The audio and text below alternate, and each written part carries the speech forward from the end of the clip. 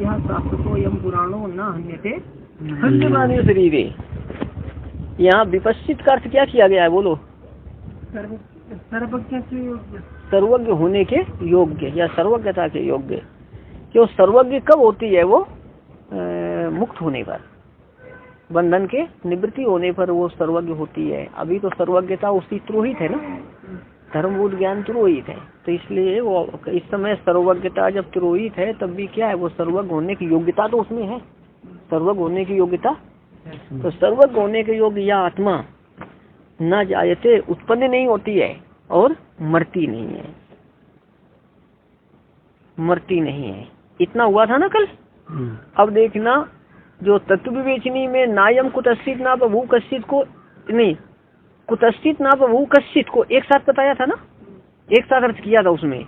यहाँ अलग अलग करते हैं रंगरामानुज स्वामी, वहाँ भी उस दृष्टि से वो भी ठीक है। यहाँ पर यहाँ रंगरामानुज भाष्य के आधार पर देखना, पहले क्या किया था, अयम विपश्चित ना जायते व न म्रियते। इसके बाद अच्छा रंगरामानुज मुनि के अनुसार फिर क्या है, नायम कुतश्चित। अच्छा तो अच्छा जब आप फिर तो रंगरामानुज स्वामी के यहाँ ऐसा लगाओ भैया, देखो इनके यहाँ ऐसा लगेगा न जायते, आप अयम से वो आत्मा ले लो या आत्मा का अध्ययन कर लो, आत्मा न जायते आत्मा उत्पन्न नहीं होती है। वाम्रियते और नए का जो है इधर भी जोड़ो, अथवा और नहीं मरती है, वाह का वाचा और नहीं मरती है। क्यों भाष्य में देखेंगे न जायते म्रियते व विपस्थित, इतना उद्धृत किया है और विपस्थित कर किया, विपस्थित वर्षा मतलब सर्वज्ञ होने के योग्य अयम इदानीम अपि जनन मरण शून्य, दोनों का अर्थ किया है ना। तो यहाँ भी न जायते व न म्रियते, यहाँ भी नए का अन्वय यहाँ भी कर लो, एक नए का अध्ययन करके अन्वय कर लो, ये आत्मा उत्पन्न नहीं होती और मरती नहीं। तो ऐसा क्यों मैंने कहा, अब एक बार तो नए का अध्ययन करना ही पड़ेगा, अभी समझ में आएगा आपको।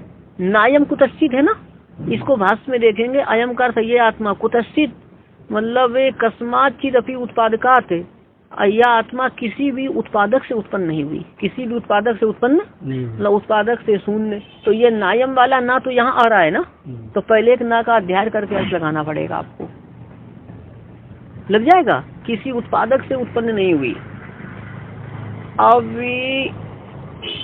न बभू कश्चित अर्थ करते हैं कि पूर्वम भी मनुष्य आदि रूपेण न बभू कश्चित करते, कोई आत्मा पूर्व में भी मनुष्य आदि रूप से उत्पन्न नहीं हुई, इसको लिखते हैं पूर्व में भी मनुष्य आदि रूप से उत्पत्ति से रहित है। मतलब आत्मा की स्वरूपता उत्पत्ति नहीं होती है, तो देवता मनुष्य पशु पक्षी रूपों में आत्मा उत्पन्न हुई क्या, तो कहते हैं नहीं, मनुष्य आदि रूप से भी उत्पन्न नहीं हुई। तो यहाँ देखेंगे तीन न आया है ना ऊपर के वाक्य में, और कितने बार उसका अन्वय हुआ है ना का, 4 बार। तो एक अध्ययन करना पड़ेगा आपको, ठीक है। तत्व विवेचनी में तो ठीक था 3, यहाँ जो है एक ना का अध्ययन करेंगे। तो ये आत्मा उत्पन्न नहीं होती, मरती नहीं है, और इसका उत्पादक भी नहीं है, और पूर्व में भी मनुष्य आदि रूप से उत्पन्न नहीं हुई। अब पूर्व में क्या कहा था, न जायते मतलब आत्मा उत्पन्न नहीं होती है, तो न जायते इत्यर्थ हेतु महा, आत्मा ना जायते आत्मा उत्पन्न नहीं होती, इसमें हेतु को कहते हैं क्या, हेतु है अजह, मतलब अजन्मा है। अजन्मा वस्तु की उत्पत्ति होती है क्या, तो आत्मा क्यों उत्पन्न नहीं होती है, इसका क्या उत्तर देती है श्रुति, अजह, क्योंकि वह अजन्मा है। सीधा उत्तर हो गया। अब देखो भाई, फिर न म्रियते ऊपर आया था, आत्मा मरती नहीं है, कोई जिज्ञासा करे क्यों नहीं मरती है, तो उसका न म्रियते आत्मा नहीं मरती है, हेतु माँ, इसमें हेतु को कहते हैं कि नित्य, क्योंकि वो कैसी है, नित्य, नित्य वस्तु का नाश नहीं होता है, नित्य वस्तु मरती नहीं है, तो नित्य होने से वो नहीं मरती है। अब देखना फिर ये था ना न कुतश्चित, ना कुतश्चित था ना, कि वो किसी उत्पादक से उत्पन्न नहीं हुई, किसी उत्पादक से उत्पन्न नहीं हुई। तो क्यों किसी उत्पादक से उत्पन्न नहीं हुई, ये प्रश्न होगा ना। न कुतश्चित का क्या अर्थ है, किसी उत्पादक से उत्पन्न नहीं हुई, तो प्रश्न क्या होगा, किसी उत्पादक से क्यों उत्पन्न नहीं हुई, तो इसका उत्तर हुआ शाश्वत, कि वो सदा रहने वाली है। जो सदा रहने वाली है वो किसी उत्पादक से उत्पन्न होगी क्या, सदा रहने वाली। एक मिनट, ये हो जाने तो फिर बोलेंगे शाश्वता। अब देखो पूर्वम न बभू, आत्मा पहले भी नहीं, ऊपर था ना न बभू कश्चित, कि पूर्व में भी मनुष्य आदि रूप से नहीं उत्पन्न हुई, इसमें हेतु को कहते हैं क्योंकि वो कैसी है, पुराणा, पहले से विद्यमान है। वो कैसे है, जब पहले से विद्यमान है तो फिर वो उत्पन्न हो ही नहीं सकती है। अच्छा, अब ये जो ध्यान देंगे आप यहाँ पर, यह बात अलग है कि जो वस्तु अज होती है ना, जो अजन्मा होती, देखो इसको ऐसा समझेंगे, सी अजन्मा, अजा का क्या अर्थ है, अजन्मा, नित्या का अर्थ है सदा रहने वाला, और शाश्वता का क्या अर्थ है, पहले से विद्यमान। नहीं एक मिनट, अजा का क्या अर्थ हुआ, अजन्मा, और नित्या का क्या अर्थ होता है, तीनों कालों में रहने वाला, और शाश्वता का क्या अर्थ है, सदा रहने वाला, और पुराणा का क्या अर्थ है, पहले से विद्यमान। तो यद्यपि एक शब्द से सभी समाधान हो सकते हैं, किसी एक ऐसे शब्द का प्रयोग करें जिससे समाधान हो जाए, फिर अनेक शब्दों का प्रयोग किया है ना, तो मतलब सीधे सीधे उसको सरलता से समझने के लिए समझ लेना, सीधे सीधे सरलता से समझने के लिए, अथवा उसको दृढ़ कराने के लिए यही समझना इन शब्दों का प्रयोग किया गया है। क्यों, कोई आत्मा उत्पन्न क्यों नहीं होती है, तो अच्छा समीचीन उत्तर बोलो, क्या उत्तर होगा, क्योंकि वो कैसी है, अजन्मा से, अजन्मा में जो है ना, अज जाकर होता है जन्म, तो जन्म का निषेध करने वाला सीधा है शब्द। क्यों उत्पन्न नहीं होती, क्योंकि वो कैसी, अजन्मा है ना। आत्मा का जन्म क्यों नहीं होता, क्योंकि वो अजन्मा है, बहुत सीधा उत्तर है। अजन्मा वस्तु का जन्म नहीं हो सकता है, अजन्मा वस्तु का जन्म नहीं हो सकता है, ये तो सीधा उत्तर है उसका। ये मृत्यु क्यों नहीं है, क्योंकि वो कैसा है, नित्य है, नित्य का से यहाँ अविनाशी, नित्य का क्या है, अविनाशी। हाँ, आत्मा मृत्यु क्यों नहीं है, तो सीधा उत्तर क्या होगा, क्योंकि अजन्मा है, ऐसा सीधा उत्तर है उसका नहीं। मृत्यु क्यों नहीं है, तो क्या उत्तर होगा, मृत्यु क्यों नहीं है, मतलब आत्मा का नाश क्यों नहीं होता है, तो क्या उत्तर, क्योंकि वो कैसी है, अविनाशी है। तो ये बहुत सुंदर शब्दों का प्रयोग श्रुति करती है, क्योंकि अविनाशी होने से नहीं मरती है, अजन्मा होने से जन्म नहीं लेती, अविनाशी होने से मरती नहीं है, विनष्ट नहीं होती है। बहुत अच्छे तरीके से समझाने के लिए श्रुति इन शब्दों का प्रयोग कर रही है। अब देखिए, अब बता रहा हूँ ये अभी क्या था, नित्याकर्त अविनाशी, अविनाशी था ना, तो अजन्मा अविनाशी, और शाश्वत कर्त सदा रहने वाला, शाश्वत का क्या है, सदा रहने, सदा शब्दार्थ यही है कि शाश्वती भवा, शाश्वता सदा रहने वाली, यही उसका शब्दार्थ है। तो किसी से क्यों नहीं उत्पन्न हुई, क्योंकि वो सदा रहने वाली है। जो सदा रहने वाली होती है उसका कोई उत्पादक कारण होता है क्या, नहीं। हाँ, तो उत्पादक क्यों नहीं है, क्योंकि वह सदा रहने वाली है। तो बहुत सुंदर इसके उत्तर हैं। सरलता से समझाने के लिए श्रुति ऐसे शब्दों को प्रयोग करती है। और फिर न बभू कश्चित से क्या था कि पूर्व में यदि ऐसा कोई कहे कि स्वरूपता उत्पन्न नहीं होती है तो क्या देव मनुष्य आदि रूप से उत्पन्न होती है, तो न बभू कश्चित से कहा गया कि पहले भी देव मनुष्य आदि रूप से उत्पन्न नहीं हुई। तो पहले भी उत्पन्न नहीं हुई, इसका क्या कारण है कि अब पुराना और पुरानी है। बात सुनो, कोई ऐसी शंका, कोई ऐसा समझ सकता है ना कि सृष्टि के आदि में आत्मा उत्पन्न हुई और फिर सदा रह रही है, फिर सदा रह रही है, कोई ऐसा सोच सकता है? मतलब आत्मा शाश्वत है, सदा रहने वाली है, शाश्वत सदा रहने वाली। कोई सोचे चलो बहुत दिनों से आत्मा बनी हुई है, सृष्टि के पहले उत्पन्न हुई होगी, तो अभी उत्पत्ति नहीं मान करके बहुत पहले उत्पत्ति मान लो। तो कहते नहीं, वो कैसी है, पुराण है और पहले से विद्यमान है। तो सरलता से समझाने के लिए श्रुति ऐसे शब्दों का प्रयोग, तो अजर से भी पता चलेगा लेकिन प्रलय काल में उत्पन्न नहीं हुई। तो सरलता से समझाने के लिए इन्हीं शब्दों का प्रयोग उचित है, ये ध्यान रखना है। श्रुति जिसका भी उत्पत्ति है वो सावयव होता है, हाँ, और वो अभी विनाशी हो जाता है। हाँ, जिस वस्तु उत्पन्न होती है, देख, हाँ बोलो, जिसकी उत्सावयों की उत्पत्ति वाले सावयव होते हैं, हाँ, विनाशी होते हैं। उत्पत्ति होने वाले पदार्थ सावयव होते हैं और जिनकी उत्पत्ति होती है वो विनाशी होते हैं। अब बोलो क्या कहना है? आकाश संबुधा, आत्मा से आकाश हुआ तो आकाश भी सावयव और विनाशी है। आकाश तो विनाशी तो है ही, अब आकाश की प्रलय में आकाश नहीं रहता है, सावयव। आकाश का पंचीकरण सुना जाता है, पंचीकरण कैसे पदार्थ का होगा, सावयव की निर्वय होगा। पंचीकरण में विभाग होता है, तो आकाश तो वेदांत क्रिया से सावयव है ही। शंकर भाष्य भी सावयव माना गया, सभी वेदांती सावयव मानेंगे उसको। निर्वय वैसे ही जो है वो कह देते हैं, तो उनसे अब ये बोलो पंचीक यदि वो निर्वय है तो पंचीकरण कैसे हुआ? पंचीकरण में विभाग करते हैं ना, नहीं मालूम? पंचीकरण में, शंकर वेदांत में भी पंचीकरण मान्य है। ये जो है ना, ये पंचीकरण त्र्यंबकत्वात्तु, ये जो पंचीकरण प्रक्रिया तो शंकर वेदांत में विशिष्टाद्वैत में एक जैसी मान्य है। तो यदि वो निर्वयो है तो उसका विभाग कैसे होगा, पंचीकरण कैसे होगा? तब क्या बोलेंगे? सावयो है। फिर आप निर्वयो क्यों कहते हैं? हम नैयायिकों की दृष्टि से कह रहे हैं, यही इनका उत्तर होता है। बस नैयायिकों की दृष्टि से कह रहे हैं, नैयायिक मत को लेकर कह रहे हैं, यही उत्तर, बस ये समझ लेना, सब वही है। पंचीकरण तो शंकर वेदांत में मान्य है ही। अब आंख में दूसरे की धूल झोंकने के लिए कुछ कुछ बोलना एक अलग बात है। और सिद्धांत की दृष्टि से वहां भी निर्वयो नहीं है, सावयव भी है।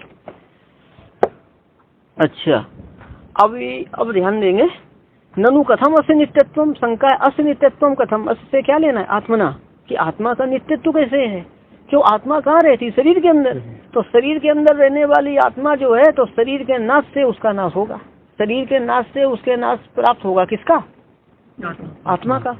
तो आत्मा का नित्यत्व कैसे? प्रश्न उठाया, इसमें हेतु देते हैं कि शरीरांतरवर्ती न आत्मना, शरीर के अंदर रहने वाली आत्मा का शरीर के विनाश के पश्चात होने वाला विनाशित्व अवश्य होगा। विनाशा अनुविनाशित्व है ना, अनुविनाशित्व, अनु मतलब शरीर के विनाश के पश्चात विनाशित्व अवश्य प्राप्त है। किसका? आत्मा का नित्यत्व कैसे है? क्योंकि शरीर के अंदर रहने वाली आत्मा का शरीर के विनाश के पश्चात विनाश अवश्य प्राप्त है। विनाशित्व करते विनाश इत्यतः, ऐसी शंका होने पर कहते हैं न अन्यते हन्य माने शरीरे, शरीरे हन्य माने न अन्यते, कि शरीर के मारे जाने पर भी आत्मा नहीं मारी जाती, आत्मा को नहीं मार सकते हैं। चलो तस्वीर सुंदर कवर लगा हुआ है ना कपड़े के सामने।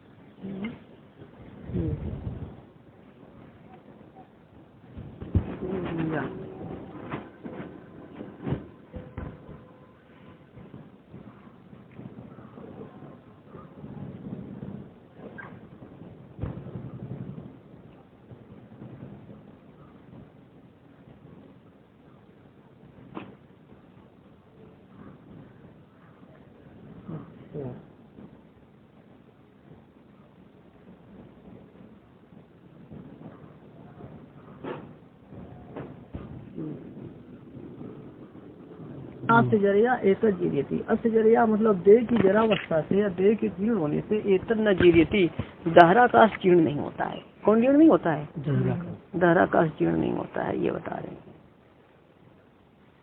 तो ये ध्यान देंगे, दहराकाश का क्या अर्थ करना है आपको, कि एक तो हृदय के अंदर स्थित जो आकाश है ना, वो दहराकाश है, और दहराकाश परमात्मा को भी कहते हैं। किसको कहते हैं? परमात्मा। तो यहाँ परमात्मा दहराकाश ले लेना।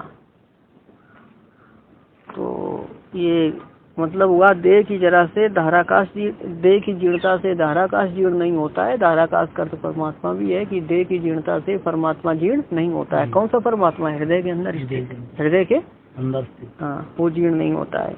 तो जैसे यहाँ परमात्मा के जीर्णत्व का निषेध किया गया है, जीर्णत्व का जरावस्था, तो इसके समान परमात्मा के भी हनन का निषेध संभव होता है। हो जाएगा ना? दहराकाश ले लो, दहराकाश परमात्मा ही है। चेन मन्यते हन्तु हतश्चेन मन्यते हतम उभौ तौ न विजानीतो नायम हन्ति न हन्यते। हन्ता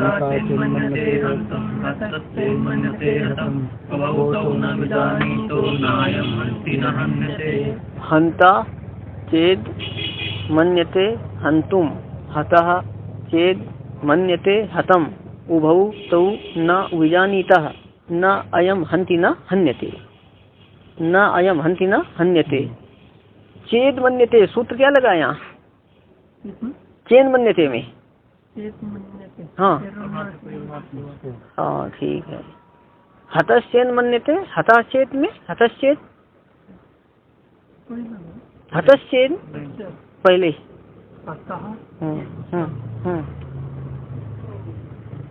21 और ठीक है, लगाइए। अन्वय चेत हंता हंतुम मन्यते, चेत हंता हंतुम मन्यते, चेत हतः हतम मन्यते। शब्द पकड़ में आ रहे हैं? चेत हंता हंतुम मन्यते, चेत हतः हतम मन्यते, तौ उभौ न विजानीतः, तौ उभौ न विजानीतः, अयम न हंति न हन्यते। चेत करते यदि कोई, हंत्या करते मारने वाला हत्यारा, यदि कोई हत्यारा अपने को, हंतुम करते मारने वाला, हंतुम का क्या अर्थ है? यदि कोई हत्यारा अपने को मारने वाला, मतलब मारने वाला क्या मतलब है कि आत्मा को मारने वाला, किसको मारने वाला? हाँ, यदि कोई हत्यारा अपने को मारने वाला मन्यते करते मानता है, यदि कोई हत्यारा अपने को, यदि कोई हत्यारा अपने को क्या मानता है? मारने वाला। मारने वाला मतलब कि वो ऐसा समझता है मैंने इस आत्मा को मार दिया, इस आत्मा को। हाँ, यदि कोई हंतुम शब्द देखो, हंतुम यहाँ टिप्पणी में दिया हुआ है। हंतुम ये पद द्वितीय उदंत है, उत प्रत्यांत है, द्वितीयांत है, सेतुम जंतुम के समान, और हंतुम करते हंतारम। उत प्रत्यांत करता में। हाँ, चलिए ये सब जो है उड़ादी में बनता है शब्द ये। यदि कोई हत्यारा अपने को आत्मा को मारने वाला मानता है, ठीक है। चेत कर यदि, हता हता कर मारा जाने वाला, जिसको मारा जा रहा है, यदि मारा जाने वाला व्यक्ति अपने को, मतलब अपने आत्मस्वरूप को, हतम मन्यते का अर्थ है कि मारा गया मानता है। हता का अर्थ है जिसको मारा जा रहा है, मारा जाने वाला व्यक्ति यदि अपने को मारा गया मानता है, अपने को मारा गया मानता है, मतलब अपने आत्मस्वरूप को मारा गया मानता है। तो उभौ ना भी जानीता, वो दोनों नहीं जानते हैं। कौन कौन नहीं जानते हैं? जो अपने को मारने वाला जानता है वो भी नहीं जानता है, जो अपने को मरने वाला जानता है वो भी नहीं जानता है। क्यों? क्योंकि अयम न हंति, ये आत्मा ना तो मारती है और न हन्यते, न ही किसी से मारी जाती है। अयम न हंति, ये आत्मा ना तो मारती है, मतलब ये आत्मा किसी को मारती नहीं है, और ना ही ये किसी के द्वारा मारी जाती है। ध्यान रखना। अब देखो, जो ऐसा समझता है ना कि मैंने इस आत्मा को मारा, इसको मार रहा हूँ, इसको मारूंगा, तो ऐसा कौन समझता है? देहात्म बुद्धि वाला। कौन समझता है? देहात्म बुद्धि वाला समझते हैं कि मैंने इसको मार दिया था, अब इसको मार रहा हूँ, अब इसको मारूंगा। इसी प्रकार जिसको मारा जाता है, यदि वो ऐसा समझे कि आत्मा को मारा जा रहा है, जिसके शरीर काटा जा रहा है, वो कोई सोचे हमारी आत्मा को काटा जा रहा है, तो वे क्या है? आत्मा के स्वरूप को ठीक ठीक नहीं जानते। अब शत्रु से क्या होता है? प्राण वियोग करता है ना शत्रु। शत्रु से प्राण वियोग की संभावना होने पर कोई सोचे कि मुझ आत्मा को मारेगा, तो ये वो जानता नहीं ठीक से। और किसी के द्वारा शरीर के अंग काटे जाएं, तो कोई सोचे कि जो है ना कि मुझे काटा जा रहा है, अंग को नष्ट किए जाने पर कोई सोचता है कि मेरा नाश किया जा रहा है, तो वो वास्तव में नहीं जानता। ऐसे मानने वाले कैसे होते हैं? विवेकी होते हैं, अविवेकी होते हैं। देहात्म बुद्धि वाले ऐसे मानते हैं आत्मा ना तो किसी को मारती है और ना ही किसी से मारी जाती है। तो इस मंत्र के द्वारा क्या है? आत्मा में हनन क्रिया के कर्तृत्व और हनन क्रिया के कर्मत्व का निषेध किया जाता है। मतलब आत्मा हनन क्रिया का कर्ता नहीं है और हनन क्रिया का कर्म नहीं है। नायम हंति ना अन्यते, इन स्थलों के आधार पर सांकर वेदांत में क्या कहते हैं? आत्मा अकर्ता है। आत्मा क्या है? हाँ, पर ध्यान देना, स्वामी शंकरानंद जी कहते थे, वो ऐसा बताते थे, किसी ने कोई आकर हमको बाजार का भोजन खरीद कर लाए, बोले महाराज भोजन कर लो, हम बोलते हम नहीं खाते, मना कर देंगे। कुछ देर बाद आश्रम का भोजन लेकर खाने लगे। कोई बोलेगा आप तो पहले कहते थे भोजन नहीं खाते, और अब क्यों खाने लगे? तो क्या मतलब हुआ? बाजार का नहीं खाते हैं, यही अर्थ हुआ ना। तो यहाँ पर जो है आत्मा के हनन क्रिया के यही कर्तृत्व का निषेध किया है, कर्तृत्व सामान्य का निषेध, बस ये ध्यान रखना। तो फिर किसी को मार लिया तो उसका पाप उसके नहीं चढ़ेगा? फालतू बात करता है। अब ध्यान देना, आत्मा नहीं मारती, आत्मा किसी को मारती नहीं, आत्मा मरती नहीं, यही कहा जाता है। जैसे किसी को हम दान देते तो उसका कर्ता आत्मा ही तो होती है ना, कर्ता तो आत्मा ही, दान देने का कर्ता आत्मा ही तो। हाँ, तो कहना क्या है? हर चीज आत्मा ही है, तो हनन का फिर आत्मा में क्यों नहीं? नहीं, आप नहीं समझे। ऐसे समझो जैसे कि इस पुस्तक को आपने फाड़ दिया, तो फाड़ने के कर्ता आप हो गए, ठीक है। रुक जाओ, आत्मा को फाड़ा जा सकता है क्या?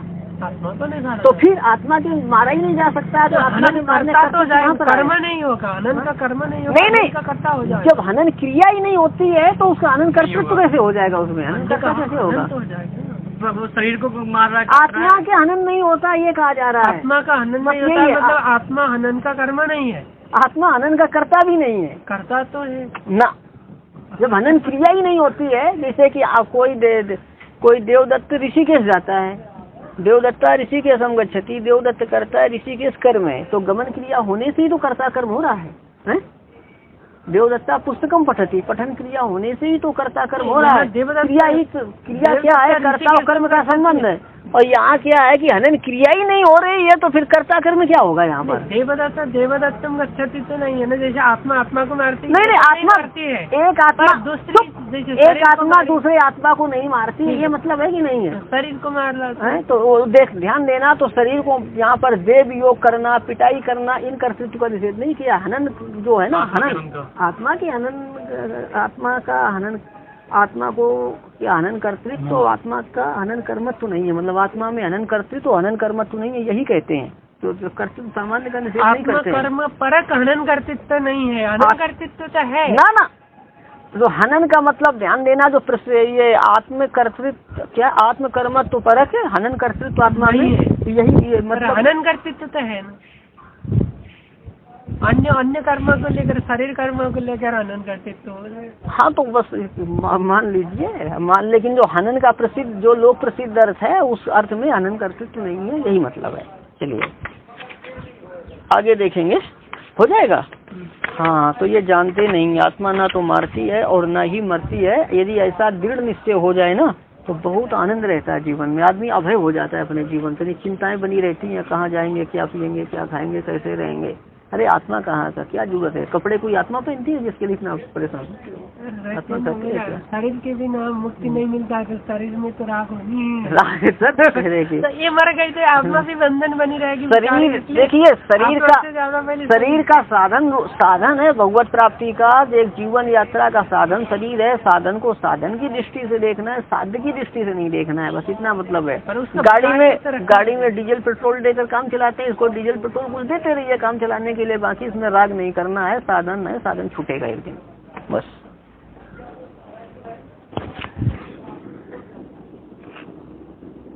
अब देखो सिकंदर पूरी दुनिया को जीत करके, और वो बोला कि हम आपके सामने हर दिन आपके सामने,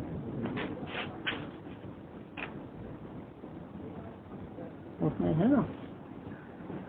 हाँ चलिए, हंता चेन मन्यते हंतुम, हतश्चेन मन्यते हतम, उभौ तौ न विजानीतो नायम हंति न हन्यते।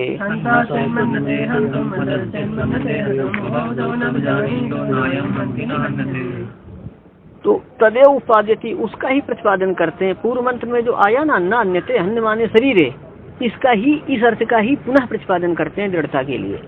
हंता चेन मन्यते हंतुम लगाइए, चेत हंता हंतुम मन्यते, क्या अर्थ होगा? अन्वय होगा, चेत हंता हंतुम मन्यते। क्या है आपका? चेत हंता हंतुम मन्यते और चेत हता हतम मन्यते, तौ उभौ न विजानीता अयम न हंति न हन्यते। चेत कर यदि, हंता कर हत्यारा, यदि हत्यारा अपने को, हंतुम मन्यते अपने को आत्मा का वध करने वाला मानता है, अपने को किसी आत्मा का वध करने वाला हाँ मानता है। और हता करते मारा जाने वाला, मारा जाने वाला यदि अपने को हतम मन्यते, मारा गया मानता है, मारा गया मानता है, तो उभौ न भी जानीता, वो दोनों नहीं जानते हैं, क्योंकि अयम न हंती, या आत्मा न तो मरती है और न अन्यते, न ही किसी के द्वारा मारी जाती है, मारी जाती है। अच्छा तो हाँ देखो, इसमें भाष्य में हंता चेन मन्यते हंतुम, अहम एनम हनिष्यामी, मैं इस आत्मा को मारूंगा, मैं इसको मारूंगा, ऐसा देहात्म दृष्टि से यदि कोई मानता है, देहात्म दृष्टि से ही माना जाएगा, विवेक से माना जाएगा क्या? हाँ, अब मैं इसको मारूंगा, ऐसा यदि देहात्म दृष्टि से मानता है, होगा। हतश्चेन मन्यते हतम, ध्यान देना, मारा जाने वाला व्यक्ति यदि अपने को मारा गया मानता है, यदि किसी को मार दो बिल्कुल, तो कुछ मान पाएगा क्या वो? नहीं। अच्छा, तो यहाँ दो स्थितियां संभव है कि यदि कोई सोचता है कि हमको कोई मारेगा, जिसको आगे मारा जाने वाला है वो क्या समझेगा, मैं मर जाऊंगा, अथवा किसी को मारा जा रहा है, मतलब किसी की देह का छेदन किया जा रहा है तो वो आत्मा का छेदन मानता है। ये लगाना छिन्न देहावया। यहाँ देखो ये हता है ना, हता अर्थ किया छिन्न देहावया, और देहात्म दृष्टया का अध्ययन किया है कि नष्ट हुए देह के अवयव वाला, नष्ट हुए देह के या काटे गए देह के अवयव वाला व्यक्ति देहात्म दृष्टि से हता अहम इति मन्यते चेत, अहम हता इति आत्मानम मन्यते, अहम हता करते कि मैं काटा गया, इति इस प्रकार यदि आत्मानम मन्यते, मन्यते करते हतम मन्यते, यदि आत्मा को काटा गया मानता है, आत्मा को मन्यते करते क्या करेंगे, हतम मन्यते। देखो लगाइए इसका ऐसा अर्थ है, ये हता का क्या अर्थ है इस वाक्य में, छिन्न देहावयवा, और देहात्म दृष्टया का अध्ययन किया है। और फिर आगे अन्वय कैसा करेंगे, अहम हता इति आत्मानम मन्यते, नष्ट हुए देह के अवयव वाला या काटे हुए देह के अवयव वाला व्यक्ति देहात्म दृष्टि से अहम हता कि मैं काटा गया, इस प्रकार यदि अहम हता है ना कि मैं काटा गया, इस प्रकार यदि आत्मानम मन्यते की आत्मा को काटा गया मानता है, आत्मा को अन्वय पे ध्यान रहेगा, अहम हता इति आत्मानम मन्यते, देहात्म दृष्टया के बाद चेत अन्वय करना, देहात्म दृष्टया चेत अहम हता इति आत्मानम मन्यते, आत्मा को काटा गया मारा गया मानता है। तो उभौ ना भी जानीता, वो दोनों नहीं जानते हैं। तो यहाँ पर इस वाक्य में कर्म क्या, आत्मस्वरूपम विशेष है, वो दोनों आत्मस्वरूप को नहीं जानते हैं। नायम हंत, ये आत्मा मारती नहीं है, तो ये आत्मा नहीं मारती है, तो इस वाक्य में ये हंती क्रिया है, अयम करता है, तो कर्म क्या है, आत्मा न, मतलब ये आत्मा को नहीं मारती है। क्या मतलब हुआ, ये आत्मा ये आत्मा को नहीं मारती है। अब देखना, और नायम हंती हो गया, न अन्यते, न अन्यते यहाँ पर आत्मस्वरूपमिति शेष, आत्मस्वरूप शेष है कि आत्मस्वरूप ये मारा नहीं जाता, आत्मस्वरूप ये मारा नहीं जाता, हाँ किसी के द्वारा मारा नहीं जाता है। अन्यते कर्मण प्रयोग है, हाँ कर्मण प्रयोग है। न चा वेदांत वेद्य परिशुद्ध आत्मस्वरूप है कि वेदांत वेद्य परिशुद्ध आत्मस्वरूप में हनन आदि की प्राप्ति, हनन आदि की कहते परिशुद्ध आत्मस्वरूप में हनन आदि की प्राप्ति कैसे हो सकती है।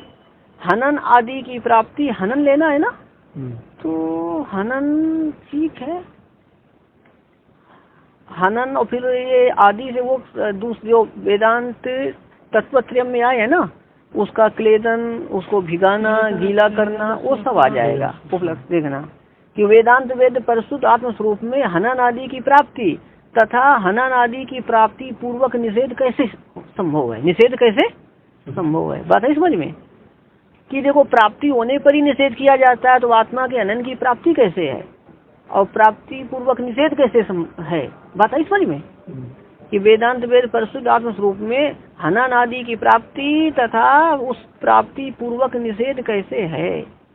किसका निषेध है, हनन आदि का। हनन आदि की प्राप्ति और हनन आदि की प्राप्ति पूर्वक निषेध कैसे संभव है। शंका होगी, इति चा न वाच्यम, चाना है पहले, इति चा न वाच्यम से कहा जाता है ऐसा नहीं कहना चाहिए। क्यों, तस्सैव क्षेत्रज्ञतया, जो तस्सैव लेना है वेदांत वेद परिशुद्ध आत्मस्वरूप से, वेदांत वेद परिशुद्ध आत्मस्वरूप का ही क्षेत्रज्ञत्व होने के कारण, या परिशुद्ध वेदांत वेद परिशुद्ध आत्मस्वरूप ही क्षेत्रज्ञ होने के कारण। क्षेत्र कहते हैं शरीर को, और क्षेत्र हाँ वो गीता में क्या है, इदम शरीरम कौन्तेय क्षेत्रम इति अभिधीयते, इस शरीर को क्षेत्र कहा जाता है। एतद्यो वेत्ति, क्षेत्र को जो व्यक्ति का अर्थ जाना थी उसे क्या कहते हैं, क्षेत्रज्ञ। तो परिशुद्ध आत्मस्वरूप ही तो देह में रहने से क्षेत्रज्ञ कहते हैं। परिशुद्ध आत्मस्वरूप को ही क्षेत्रज्ञ होने के कारण तत्प्रयुक्त का अर्थ है कि क्षेत्र क्षेत्र के कारण। क्या अर्थ होगा, क्षेत्र के संबंध से। तत्प्रयुक्त क्या अर्थ है, क्षेत्र के संबंध से। तत्संभवात का अर्थ है कि हनन आदि की प्रसक्ति संभव है, प्रसक्ति का प्राप्ति, हनन आदि की प्राप्ति और हनन आदि की प्राप्ति पूर्वक हनन आदि का निषेध संभव है। तत्संभवात से किसका किसका क्या क्या संभव है, हनन आदि की प्राप्ति संभव है और प्राप्ति पूर्वक उनका किसका, हनन आदि का। इति द्रष्टव्यम, ऐसा जानना चाहिए, क्योंकि वही क्षेत्र आत्मा है, तो क्षेत्र के संबंध से उसमें हनन आदि की भी प्राप्ति है, और उसका जब हनन आदि की प्राप्ति है तो उसका इसलिए उसका निषेध भी किया जाता है। ठीक है, अनादि प्राप्त है और प्राप्त होने पर निषेध किया जाता है। कोई सोच सकता है जब देव को मारा जाएगा तो उसको भी मार दिया जाएगा, तो इस प्रकार देह के संबंध से उसमें अनादि की प्राप्ति है, पर शुद्ध आत्म स्वरूप में कोई कुछ पकड़ ही नहीं सकता है उसको। हाँ एक मिनट, ये ध्यान देंगे कि ये आगे जो है इसमें दो अधिकरण आ गए हैं, आत्मनित्यत्वाधिकरण और उत्पत्ति संभवाधिकरण। ये सब ब्रह्म सूत्र भाष्य में मिलेंगे। तो ब्रह्म सूत्र भाष्य में उसकी सूत्र प्रकाशिका टीका में तो इसको वही देख लेना ठीक रहेगा, ये सब वहीं पर आएगा। पहले तो आत्मनित्यत्वाधिकरण बताया जाएगा, आत्मा नित्य है, फिर उत्पत्ति असंभवाधिकरण बताया जाएगा। हम अगला मंत्र में अभी चलते हैं, पढ़ाने को पढ़ा देंगे, कोई दिक्कत नहीं है, पर आगे आएगा। स्वामी पूर्णाचार्य जी कहते हैं अधिकरण का विचार जहाँ है उसको वही देख लेना ठीक रहता है, क्यों समय के कारण, तो ब्रह्म सूत्र में जल्दी पहुँच जाओगे बस। अयो हम अच्छा थोड़ा क्या जब पढ़े उसी समय पूरा समझने की कोशिश करनी चाहिए। देखिए तो अभी जो दो मंत्रों के द्वारा किसको समझाया गया, हाँ किसको, हाँ दो मंत्रों के द्वारा आत्मस्वरूप को समझाकर अब आत्मा में अंतर्यामी रूप से स्थित परमात्मा को कहते हैं, आत्मा में स्थित परमात्मा को कहते हैं। अणोरणीयान महतो महीयान आत्मा से जंतोर निहितो गुहायाम तमक्रतु पश्यति वीति शोको धातु प्रसादान महिमानम आत्मनः। अणोरणीयान महतो महीयान आत्मा से जंतोर निहितो गुहायाम तमक्रतु पश्यति वीति शोको धातु प्रसादान महिमानम आत्मनः। अणोः अणीयान महता महीयान आत्मा अस्य जंतोः निहिता गुहायाम तम अकृतुः पश्यति वीत शोकः धातु प्रसादात महिमानम आत्मनः। अणोः अणीयान महता महीयान आत्मा अस्य जंतोः निहितः गुहायाम, हो जाएगा। तम अकृतु पश्यति वीत शोकः धातु प्रसादात महिमानम आत्मनः। अन्वय लगाओ भैया। अणोः अणीयान महता महीयान आत्मा अस्य जंतोः गुहायाम निहिता, अस्य जंतोः गुहायाम निहिता। अक्रतुः धातु प्रसादात, अक्रतु के बाद अन्वय करो धातु प्रसादात के साथ। अक्रतु धातु प्रसादात आत्मना महिमानम तम पश्यति। अक्रतु धातु प्रसादात आत्मना महिमानम तम पश्यति वीत शोकः, हो जाएगा। लगाइए अणो अणीयान महता महीयान आत्मा, तो आत्मा का अर्थ है परमात्मा, और परमात्मा को ही बताया जा रहा है अणो अणीयान, अणु से अणु मतलब सूक्ष्म से भी सूक्ष्म। परमात्मा कैसा है, सूक्ष्म से भी, और महता महीयान महान से महान मतलब बड़े से बड़ा। अणु से अणु मतलब सूक्ष्म से सूक्ष्म तथा महान से महान परमात्मा। महान से महान कौन, परमात्मा। अस्य जंतु गुहायाम निहिता, अस्य जंतु इस जंतु के, जिस कौन सा जंतु, जंतु मतलब जीवात्मा, जिसका कि पहले के दो मंत्रों में वर्णन हुआ है। अस जंतु का अर्थ है कि इस आत्मा के गुहायाम निहिता हृदय गुहा में स्थित है, हृदय गुहा में स्थित है। हाँ अणु से अणु तथा महान से महान परमात्मा इस आत्मा के हृदय गुहा में स्थित है। कहाँ स्थित है, हृदय गुहा में स्थित है। हाँ तो इसलिए हृदय गुहा में स्थित है, तो फिर कहीं भी भागने की जरूरत नहीं है खोजने के लिए। शरीर के नहीं, आत्मा ध्यान देना, आत्मा के हृदय में स्थित है मतलब आत्मा के शरीर के हृदय में, आत्मा के शरीर के अंतर्गत हृदय में स्थित है। बात है समझ में, आत्मा के हृदय में स्थित है, इसका क्या मतलब हुआ, आत्मा के शरीर अंतर्गत हृदय में स्थित है, यही मतलब है उसका। जीव का परीक्षण है, हाँ तो जीव का ही है ना, जीवात्मा के हृदय में स्थित है। जीवात्मा नहीं इस ये आप जो कह रहे हैं आगे आएगा, इसी व्याख्या में सब बातें आएंगी। चलिए अब अक्रतु धातु हो जाएगा। अक्रतु धातु प्रसादात आत्मना महिमानम तम पश्यति वीर शोका। अक्रतु का अर्थ है यहाँ पर काम्य कर्म को न करने वाला, मतलब मुमुक्षु। मुमुक्षु कभी काम्य कर्म करता है हाँ, क्रतु का अर्थ है काम्य कर्म, तो अविद्यमान क्रतु काम्य कर्म यस्य स अक्रतु, तो इसका अर्थ है कि काम्य कर्म न करने वाला अर्थात मुमुक्षु। हाँ रख दो जी। तो अक्रतु का अर्थ क्या हो जाएगा कि मुमुक्षु और धातु प्रसादात का अर्थ है कि परमात्मा के अनुग्रह से, या धात्री शब्द है ना, धात्री का अर्थ है धारण। खड़े हो जा तो देख लेगा। ओम बस ले लेंगे आप बस। देखे तो वो समझता है कि देख नहीं पाएगा, इसलिए। अब देखेंगे अक्रतु का अर्थ मुमुक्षु। यहाँ पर धातु शब्द है ना, उसका अर्थ है कि जगत के धारक परमात्मा। धातु का क्या अर्थ है? जगत के धारक है परमात्मा। हाँ, कि मुमुक्षु व्यक्ति जगत के धारक परमात्मा के अनुग्रह से, प्रसाद का से अनुग्रह, मुमुक्षु व्यक्ति परमात्मा के अनुग्रह से। धातु का मतलब धात्री शब्द है ना, मतलब जगत के धारण करने वाले परमात्मा, ऐसा जगत के धारण करने वाले। धातु शब्द है यहाँ पर, यहाँ धातु शब्द ही है, धात्री शब्द नहीं,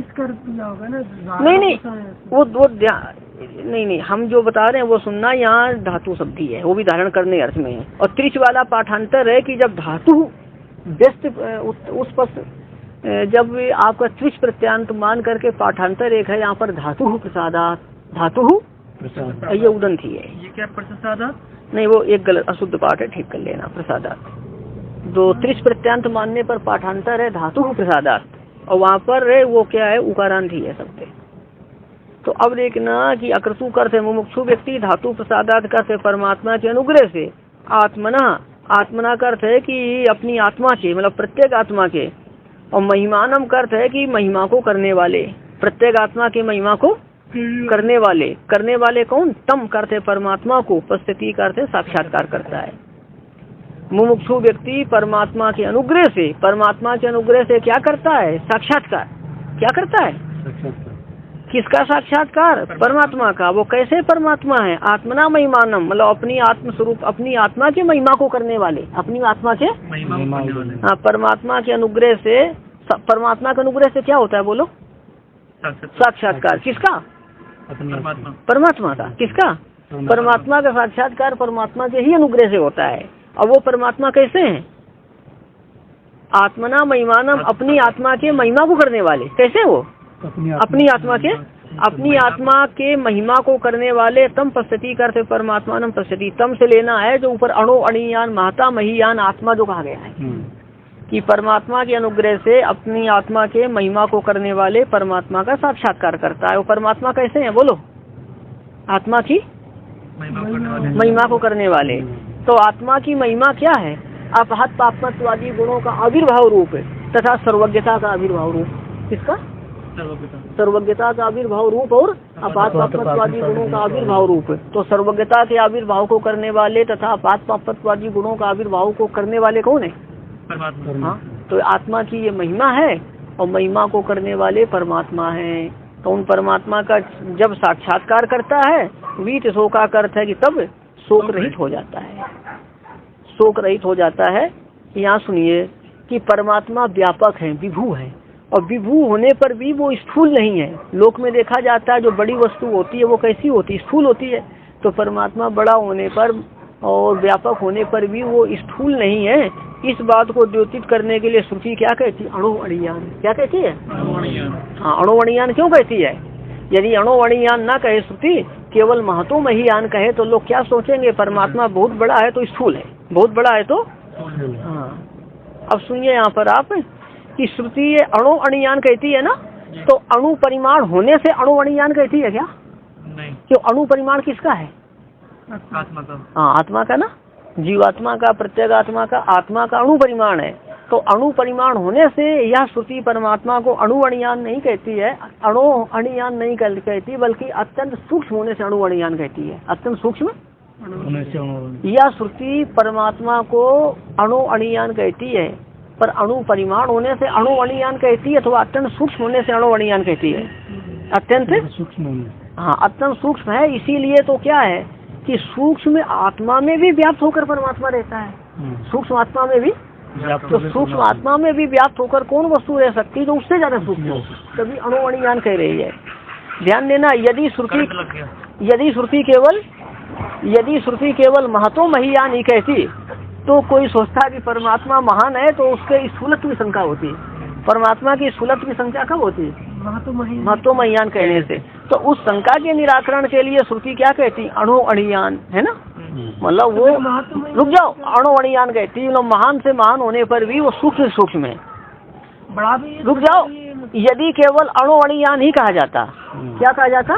महतो महियान नहीं कहते, अणु अणियान कहते, तो कोई सोचता है कि ये जो अणु अणियान मतलब अणु से अणि है, अणु है बहुत, अणु से अणु है तो सब में व्याप्त होकर नहीं रहेगी, बहुत छोटी है। कोई क्या सोच सकता था कि यदि वो अत्यंत सूक्ष्म है, बहुत छोटी है, तो सब में व्याप्त होकर नहीं रह सकती है। तो क्या श्रुति कहती महतोमय्यान, अत्यंत सूक्ष्म होने पर भी वो बड़े से बड़ा है। हाँ, विरोधी धर्म, विरोधी नहीं है भाई। देखना वो महतोमय्यान, वो सर्वव्यापक होने से महान है और सब में प्रविष्ट होकर के रहने के सूक्ष्म भी है, अणु से अणु भी है, विरोधी धर्म नहीं है ये। अब देखना जैसे आकाश है ना, वो पृथ्वी जल तेज वायु की अपेक्षा कैसा है आपका, व्यापक है, सूक्ष्म भी है। तो परमात्मा इससे भी ज्यादा सूक्ष्म है और व्यापक है। चलिए अब भी देखेंगे कि निरस्ते सूक्ष्म होने के कारण आत्मा में भी व्याप्त होकर के परमात्मा रहता है। निरस्ते सूक्ष्म होने के कारण क्या है, वो आत्मा में भी व्याप्त करके, आत्मा में भी व्याप्त होकर रहता है।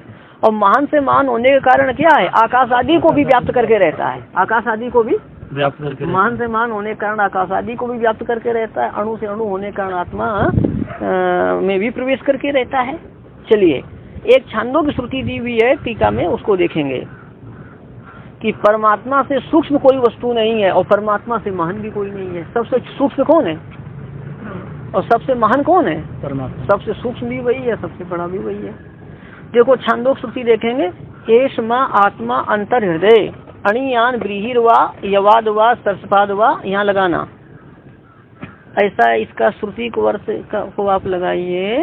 हाँ, माँ है ना, माँ आत्मा, यहाँ पदच्छेद करेंगे मैं आत्मा, तो अन्वय करना मैं हृदय अंतः, क्या मैं हृदय ऐसा आत्मा, मेरे हृदय के अंदर यह आत्मा, आत्मा करते परमात्मा, मैं हृदय अंतः ऐसा आत्मा, मेरे हृदय के अंदर यह परमात्मा। अणियान ब्रीहे वा यवाद वा की ब्रीही से ज्यादा अणु है, ब्रीही बिल्कुल छोटा होता है ना धान, तो धान से भी ज्यादा छोटा है आत्मा। हाँ, तो इसलिए बोला कि ब्रीही से ज्यादा छोटा है। और यवाद वा अणियान है ना कि यो का अर्थ होता है जो, यो से भी ज्यादा वो सूक्ष्म है। सरसपात का अर्थ सरसों, सरसों से भी ज्यादा सूक्ष्म है। और श्यामाकाद, श्यामाक है ना, श्यामाक से पंचमी अक्षर में श्यामाकाद बनेगा, श्यामाक का तो सावा होता है ना, और सावा से भी ज्यादा छोटा है। और वह श्यामक तनुलाद और सामा के चावल, पहले श्यामक बोला सामा, फिर बोला सामा के चावल, उसका छिलका निकाल दो चावल बन गया, और सामा के चावल से भी ज्यादा छोटा है आत्मा। चलिए बिल्कुल छोटा बताने में तात्पर्य इसका। अब देखेंगे मैं हृदय अंत ऐसा आत्मा, मेरे हृदय के अंदर रहने वाला यह आत्मा, पृथ्व्या जायान की पृथ्वी से भी बड़ा है। अभी सूक्ष्म सूक्ष्म बताया ना, अब बड़े से कहते हैं पृथ्व्या जायान, पृथ्वी से ज्यादा बड़ा है। जायान अंतरिक्षात, अंतरिक्षात जायान की अंतरिक्ष लोक से ज्यादा बड़ा है, अंतरिक्ष से भी बड़ा है। दिवो जायान की स्वर्ग लोक से बड़ा है। एभ्या लोकेभ्या जायान, इन सभी लोकों से बड़ा है। तो बड़े से बड़ा भी ये श्रुति कहती है और अणु से अणु भी कहती है। ऐसी परमात्मा की महिमा है। नहीं, जो छोटा सबसे सूक्ष्म है और सबसे महान है, यही उसकी विशेषता है। बताया ना, बड़े का अर्थ स्थूल तो नहीं है ना? नहीं, अन्यत्र बड़े का अर्थ स्थूल होता है। जब परमात्मा को बड़ा कहा जाए तो वहाँ फिर ऐसा नहीं है। जैसे पेड़ों को कहें ये बड़ा है छोटा है, परमात्मा के लिए जब महान कहा जाए तो वो जो स्थूल अर्थ नहीं है। जैसे ये पेड़ छोटा है, ये बड़ा है, ये लोक व्यवहार में तो स्थूल को लेकर ही छोटे बड़े कहे जा रहे हैं, वैसा यहाँ नहीं है। चलिए यहाँ पर अब ये कठोपनिषद में आएगा, वहीं देखेंगे टीका में। अंगुष्ठ मात्रा पुरुषो अंतरात्मा सदा जना नाम हृदय सन्निविष्टा है कि अंगुष्ठ मात्र विग्रह से युक्त होकर, कौन? परमात्मा। अंगुष्ठ मात्र विग्रह से युक्त होकर परमात्मा सदा जीवों के हृदय में रहता है। सदा जीवों के हृदय में, हृदय में कैसे रहता है? अंगुष्ठ मात्र विग्रह से युक्त होकर के। अच्छा, उपासना की सुविधा के लिए अंगुष्ठ मात्र विग्रह वाला परमात्मा हृदय में रहता है। फिर बालाग्र सत्य से वो नहीं, विग्रह को अंगुष्ठ मात्र का है ना, भगवान के विग्रह सूक्ष्म है तो अंगुष्ठ मात्र का है। बालाग्र सत वागस से जो है ये अपनी आत्मा को कहा जा रहा है। ये बाल है ना, ये और कैसे आ जाएगा उसमें? आप समझते नहीं है। हृदय में अपनी जीवात्मा हृदय में है ना। हाँ। तो जीवात्मा हृदय में है। वो कहते हैं बाल के अग्रभाग के 100 भाग कर दो, फिर उसके 100 भाग कर दो, तो उतना सूक्ष्म है। मतलब अत्यंत सूक्ष्म कौन है? आत्मा हृदय में। आत्मा में परमात्मा आप समझने की चेष्टा करो। परमात्मा की 2 प्रकार से स्थिति कही गई है। एक तो आत्मा, हृदय के अंदर जो आत्मा है ना, तो आत्मा के अंतरात्मा रूप से तो आत्मा में स्थित है। ये समझ में आती बात है। और हृदय में ही अभी तो आत्मा मतलब क्या है कि जीवात मतलब हृदय में आत्मा के अंतरात्मा रूप से स्थित है, तो आत्मा के अंतरात्मा रूप से हृदय में रहने वाली आत्मा में स्थित होंगे। और उपासकों की सुविधा, उपासकों के ध्यान की सुविधा के लिए अंगुष्ठ मात्र विग्रह वाले होकर वो हृदय में स्थित है, ये कहा जा रहा है। दो रूप से स्थित है वो। हाँ, दो स्थिति कही गई है। सीधा ऐसा कह सकते कि जो अंगुष्ठ मात्र देह वाला जो आत्मा है वही परमात्मा है। एक आत्मवाद बढ़िया नहीं, अंगुष्ठ मात्र विग्रह वाले परमात्मा है ना, तो वो वही विग्रह ध्यान उपासकों की सुविधा के लिए अंगुष्ठ मात्र विग्रह कहा जाता है। और जब शरीर छोड़ करके व्यक्ति जाता है एक जगह से दूसरी जगह, तो अंगुष्ठ मात्र विग्रह, अंगुष्ठ मात्र कोई वस्तु जाती है क्या? तो फिर विग्रह मतलब वो इस रूप में तो विग्रह नहीं जा रहा है ना उनका, पर अंतर्यामी रूप से भगवान हमेशा साथ जा रहे हैं। ये तो उपासकों की सुविधा के लिए ध्यान में रहते आदमी का जैसा है, ये भी हो, ये भी हो, वो भी हो, वो भी हो, समझते नहीं है आप, समझते नहीं है। भगवान सर्वव्यापक हैं, वो अंगुष्ठ मात्र विग्रह वाले होकर हृदय में स्थित हैं। उसको ध्यान के द्वारा देखते क्यों नहीं होता? करने की अपेक्षा उसको ध्यान करके देखो। और क्या है, सर्वव्यापक तो उनको अंगुष्ठ मात्र बनाने की जरूरत नहीं। पर्वत के समान में आप समझते नहीं है। ध्यान लगाने में मुश्किल पड़ेगी, विराट स्वरूप में कर लो ध्यान। आप समझते नहीं है क्यों हृदय में नहीं रह सकता है परमात्मा? रह सकता है, वही व्यापक रहेगा। अंगुष्ठ पहले करना, फिर आत्मा के अंतरात्मा से करना, फिर व्यापक करना। आत्मा देखो, आत्मा कई रूपों में है ना। त्रिपाद विभूति में परवासुदेव उस रूप से है, अर्चावतार भी भगवान है, अर्चा विग्रह भी भगवान है, व्यापक होने से सब में है। मतलब भगवान का जो है ना विभू होने से सब में स्थित है, और परवासुदेव रूप से त्रिपाद विभूति में स्थित है, अर्चा विग्रह में भी भगवान स्थित है, अंतरात्मा रूप से आत्मा में स्थित है। तो ये क्या है कि अंतर्यामी रूप से दुधा स्थिति है, आत्मा के अंतर्यामी रूप से दूसरा हृदय में स्थिति भगवान की बताई जाती है अंगुष्ठ मात्र विग्रह वाले होकर के। इस सब प्रकार से भगवान उपासकों की सुविधा के लिए सब प्रकार से स्थित है। इस तर्क का विषय नहीं है, ध्यान करके देखो। अंतिम में गोल मटोल क्या है? श्रुति कहती है अंगुष्ठ मात्रा श्रुति बोल रही है। अब इसमें क्या आपको परेशानी है? अंगुष्ठ मात्र परमात्मा स्वरूप होगा क्या? तो विग्रह अंगुष्ठ मात्र विग्रह वाले होकर के। अच्छा, फिर यह आत्मनि तिष्ठन से आत्मा में रहना भी कह रही है, तो वो भी सही है। और अंगुष्ठ मात्र विग्रह वाला कह रही है, ये भी सही है। तो श्रुति झूठी है क्या? ईश्वरा सर्वभूतानां हृदय से अर्जुन तिष्ठति, कि ईश्वर सभी प्राणियों के हृदय स्थान में रहता है। अच्छा, अकृतु कहा गया था ना, बता कृतु करते काम में कर्म, अविद्यमान कृतु यस्य, मतलब मुमुक्षु अर्थ है। मुमुक्षु काम में कर्म करता है क्या? क्यों? काम में कर्म करने से अंतःकरण शुद्ध होगा कि अशुद्ध होगा? हाँ, इसलिए मुमुक्षु नहीं करता है। अब यहाँ ध्यान देना कि भगवान के अनुग्रह से साक्षात्कार कहा गया। किसके? धातु प्रसादात है ना, भगवान के अनुग्रह से साक्षात्कार कहा गया। तो अभी देखना कि भगवान का और भगवान नहीं, हाँ ठीक है, भगवान का साक्षात्कार कैसे होता है? भगवान के अनुग्रह से। ठीक है। अब ये तो ये इसमें श्रुति, अभी अगली श्रुति आएगी आगे, यमेव वेश विनुते तेन लभ्या। ये परमात्मा ही जिसका वर्णन करते हैं उसको ही प्राप्त होते हैं। इसका मतलब उनके अनुग्रह से ही साक्षात्कार होता है। तो भगवान अनुग्रह के पात्र का वर्णन करके उसके लिए स्वयं प्रत्यक्ष हो जाते हैं, उसको अपना प्रत्यक्ष करा देते हैं। और मुक्तावस्था में स्वाभाविक सर्वज्ञता को महिमा कहा था ना, 65 पेज पर नीचे की पंक्तियां देखेंगे।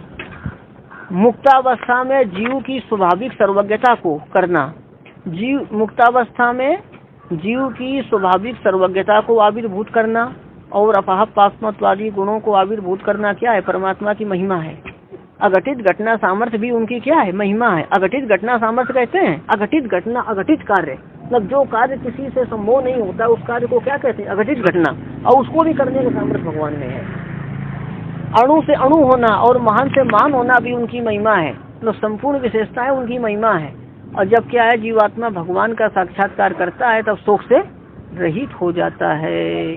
ठीक है, तो शोक से, अब ये अन्वय कैसा था? अकृतु अर्थ है कि काम्य कर्म न करने वाला मुमुक्षु धातु प्रसादात परमात्मा के अनुग्रह से आत्मा की महिमा को करने वाले उस परमात्मा को देखता है। आत्मा की महिमा को करने वाले उस परमात्मा को देखता है। आत्मा की जो महिमा है ना उसको करना तो किसका काम है? परमात्मा को। तो उसको आत्मा की जो महिमा है उसको करने वाले परमात्मा है, तो परमात्मा की महिमा है। चलिए एक ध्यान देना, परमात्मा के साक्षात्कार के बिना कब मुक्ति होगी? यदि कोई कहे तो श्रुता श्रुतर श्रुति उसका बहुत अच्छी तरह से उत्तर देती है। यदा चर्मवद आकाशम वेशिष्यन्ति मानवः, जब मनुष्य इस आकाश को चमड़े के समान सिर में लपेट लेंगे, तद आकर तब देवम अविद्या की परमात्मा को जाने बिना दुखों का नाश हो जाएगा। जाने भी नहीं। हाँ, परमात्मा को बिना जाने ही दुखों का नाश हो जाएगा।